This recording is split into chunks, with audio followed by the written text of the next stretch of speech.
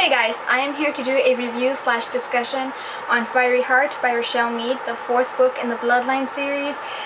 And the Bloodline series is a spin-off series to Vampire Academy. I will spare you the whole Vampire Academy rocks and you totally need to read its speech and just dive into the review. I gave Fiery Heart a B. I really enjoyed Fiery Heart. Fiery Heart wasn't one of the most exciting books out of the Bloodline series. I think that would go to the Indigo Spell or the Golden Lily. There wasn't a lot of action. Before it even came out, I knew it was going to be told from both Sydney and Adrian's point of view, but I didn't know how to feel about it.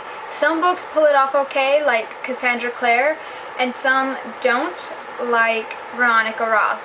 Don't get me wrong, I really love Veronica Roth. I love Veronica Roth because she gave us Divergent, she gave us an amazing story, an amazing trilogy, but when I was reading Allegiant, there wasn't really a distinction between Trish's point of view and Tobias' point of view. If it weren't because I had to read chapter 14, Tobias, then I wouldn't have known it was Tobias's point of view. But in Fiery Heart, there was that distinction. Richelle Mead did stay true to each character and their voice.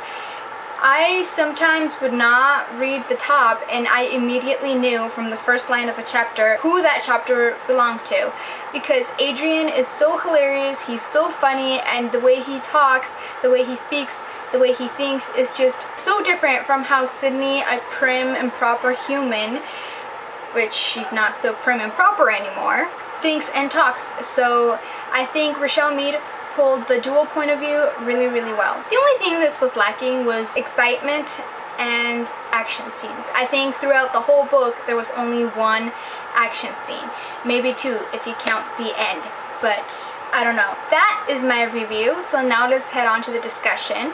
And in the discussion there will be spoilers, so if you haven't read it, I don't suggest this section for you, okay? So if you haven't read it, go read it and then come back, okay? The Sidran relationship was really cute to read about. I really think it's amazing at how far Sydney has come from the first book in the Bloodline series, called Bloodlines. In that first book, she was rooming with Jill and she would wake up just looking at her neck thinking, oh my gosh, did Jill bite me in the middle of the night? Did she drink my blood? It did take her a while to warm up to Eddie and to Angeline and to Jill, and most of all to Adrian. When Adrian mentioned that they had love phones, I knew that that was gonna bring them down. I knew that's how they were going to get discovered, and that's exactly what happened. This was my scenario on how they were going to get caught. Adrian was going to get careless, because we all know Adrian is the careless one. I thought Adrian was going to leave it at the coffee place, and then his art friend Rowena, whatever, I'm gonna call her Ro. Then his art friend Ro was gonna find it. She was gonna take it back to the school and the administrative people would be like, oh, this is Adrian's phone. Well, he's Sydney's brother, so might as well give it to Sydney. But oh no, Sydney's not in there today. It's only Zoe. And she'd be like, Zoe, here's Adrian's, your cousin's phone. And then Zoe would get the phone and she would read the messages, because we all know Adrian never deletes messages because he got so cocky, they got so comfortable that they wouldn't have even thought about erasing the messages, and that's how it all would have gone down. But I never ever thought it was going to be Sydney's fault. Well, half of it was both their fault because they got careless, they got comfortable, and they thought they wouldn't get caught, especially Sydney. And we all know when things get comfortable, that's when things go to crap. But I think I was more mad at the fact that it was Zoe who betrayed Sydney. I mean, Zoe is her sister. I understand that she was brainwashed, but I mean, your loyalty is to your sister, is to your family, then is to your job. And when, But I understood why Zoe did it. She wanted to impress her father. She wanted to be the good kid in this scenario. She was seeking her father's approval, and that's something that Sydney also wanted a long time ago too. And I truly believe that the Alchemists are not an organization but a cult. That's what I think. That's what I feel in my heart.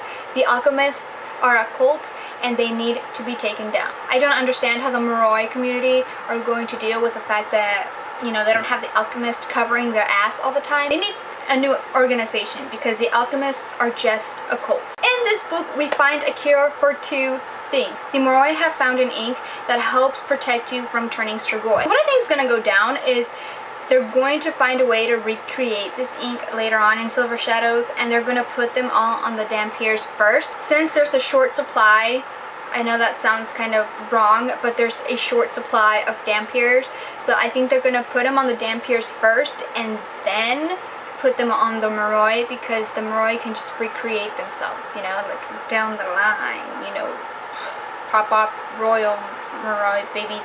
Anyways, and the other ink is an ink to break the lily tattoo for the alchemists. When Sydney figured out that ink, I thought for sure that right off the bat she was gonna do it herself. But no, she's like, I live with Zoe now. She's gonna realize I did something to my tattoo because it's red and it's gonna heal. We just need to find the right time. And I just kept thinking to myself, there's never a right time for you, Sydney. And I think that's one of her faults, that she wants everything to be so perfect. She wants everything to have a perfect timing, that when it comes down to it, everything just falls apart. And we have that when she got caught in the end, but we'll get to that later. The one character I was really proud of in this book was Adrian. It took some major balls for him to take those pills. Like, seriously, we know he's a party dude.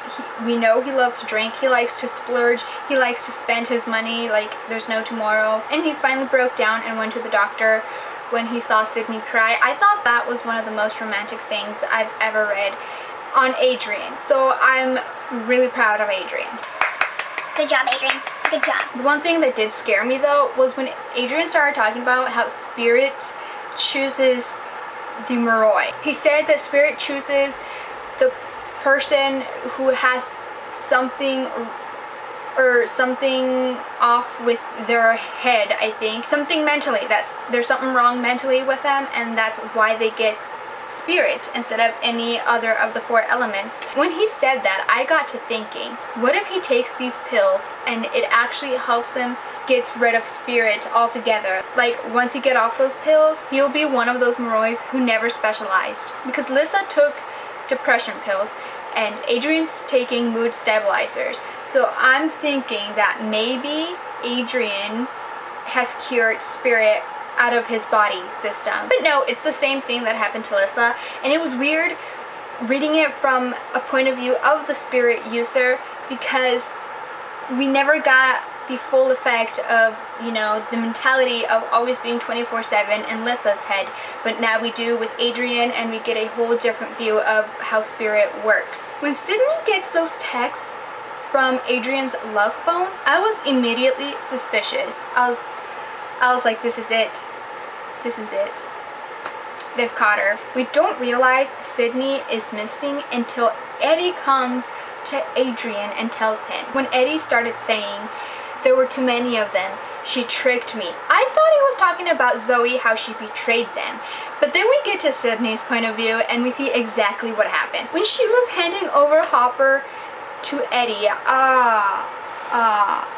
I knew she was gonna leave him behind. I knew she was lying to him. It's the whole bull crap that if you say this incantation, they'll knock everybody out. We'll meet by the car. It was the most horrible thing Eddie could endure. We never get a full depth on the re-education center. We only got a glimpse of it in Golden Lily when Sydney went to visit Keith. But now, reading that ending, OMG.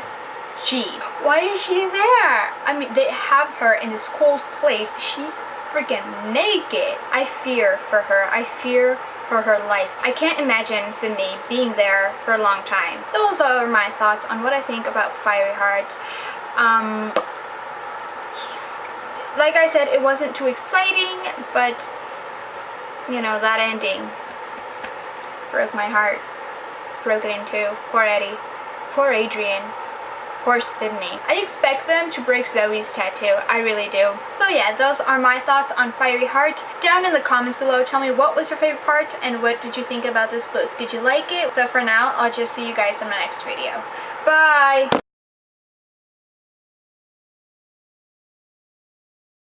Dream. Lana, Yes. should we do it down the middle or side? Whatever you want. Which one looks better, this one I don't know. or this one? I don't know. The Moroi community find an ink that they can finally use to fight Do you have against. something purple? No.